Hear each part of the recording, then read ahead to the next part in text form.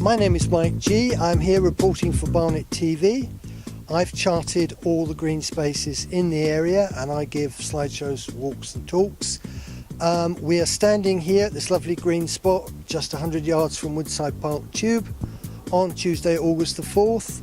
And we're here to look at the green space the other side of Dollis Brook, because we have learnt recently that this 3/4 of an acre site of unspoilt woodland is going to be turned over to a developer for redevelopment. As we shall see in a minute when we cross over, it's an absolute haven for wildlife. So let's cross over.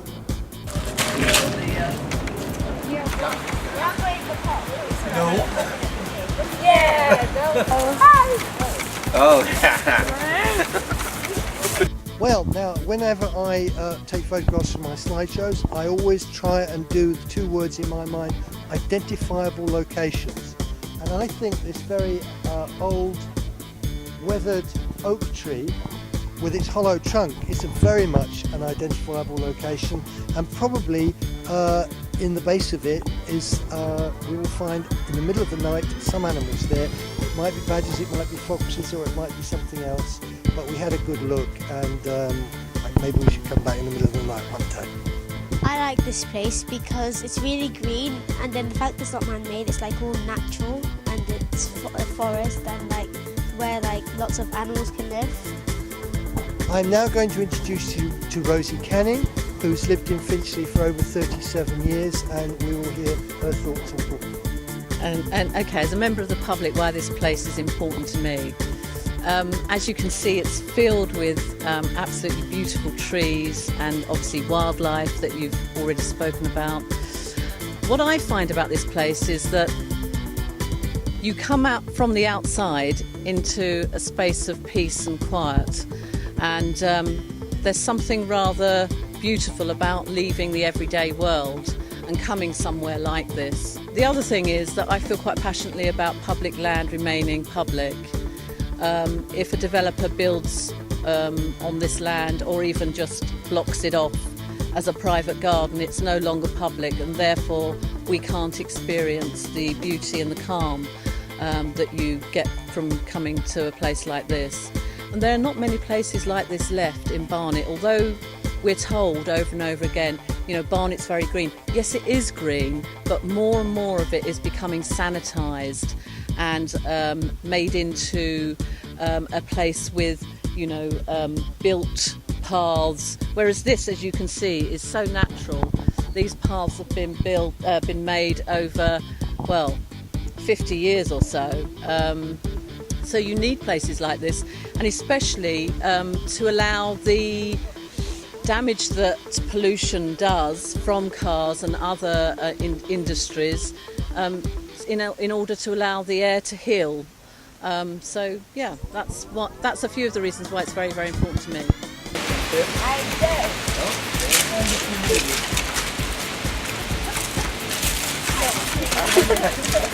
This is, of course, the only way to experience any brook or waterway. Get down close to the waterway, look under the bridges. We are at the confluence of Folly Brook and Dollis Brook, and the boundary of the area that is proposed to turn over to the developer goes 20 metres that way and 3/4 of an acre that way. This is Brenda Tobias. She's been a resident in the area for 40 years, and she's going to tell us something about the wildlife she's seen. Well, recently I've seen an egret, which is an unusual bird. It's white, it's got bright yellow legs, black feet, and a little plume coming out the back of his head. And I've never seen anything like that before. I had to phone somebody to ask them what it was. There's also lots of herons. You see herons floating around here. So there must be lots of activity in the streams, lots of fish in the streams. And this is a lovely area. It's an area for our future generation, not just for builders. With anecdotal evidence of kingfishers, bats, owls. I've seen the kingfisher. There are muntjac deer, and someone has sworn to me blindly that they've seen a roe deer, full-size roe deer in there. Now we're going to hear from Elizabeth Mutant, who's been resident of Woodside Park near the Tube for 40 years. Yes, well, this is a really special place to our family. As Mike said, we've lived here for over 40 years and our children have played down in the brook and caught sticklebacks and frog spawn and all sorts of things like that for ages. And now, luckily, my grandson's coming here and really enjoying this magical space. And it is so important for the future generations to find wild places like this near where they live. And considering that we're in London and we're just near the tube, it's amazing. As you can hear, there's traffic in the background, but just in this spot here, as Rosie was saying earlier, it's really peaceful and calm, and it's just a lovely place to be. Thanks, Mike. I'm going to introduce you now to Petra Margolis, who's been resident on Holden Road for over 5 years, and she'll tell us her thoughts about Brookby. We discovered this place and it turned out to be just a beautiful little oasis in the middle of a town. And my children used to go here and climb trees, and I go here just to breathe some fresh air, which it is, and just be with nature and look at the brook and just kind of chill out and calm down. And lots of my friends come here and they really love it as well. Any of my friends who come and walk through this wood find it really amazing and relaxing, and you can walk through the wood and into the park. So let's just be clear about what is being proposed at the moment.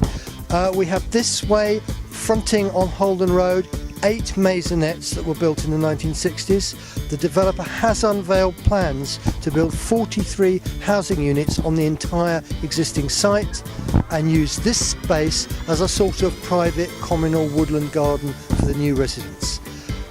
There would of course be some sanitisation of that space, some management, new paths, benches, fences being put in, which would have a serious impact on the wildlife, and of course the public would be excluded. He would be given a 150-year lease and it would become his land. I have to say the matter is being referred to London Borough of Barnet Assets, Growth and Regeneration Committee on the 7th of September. They will be considering objections and they will be voting whether this plot is to be turned over to a developer for a 150-year lease. If you have any thoughts, come and visit the space. We showed you how to access it, and if you have further strong feelings, write to Barnet Council and tell them what your thoughts are. Thank you.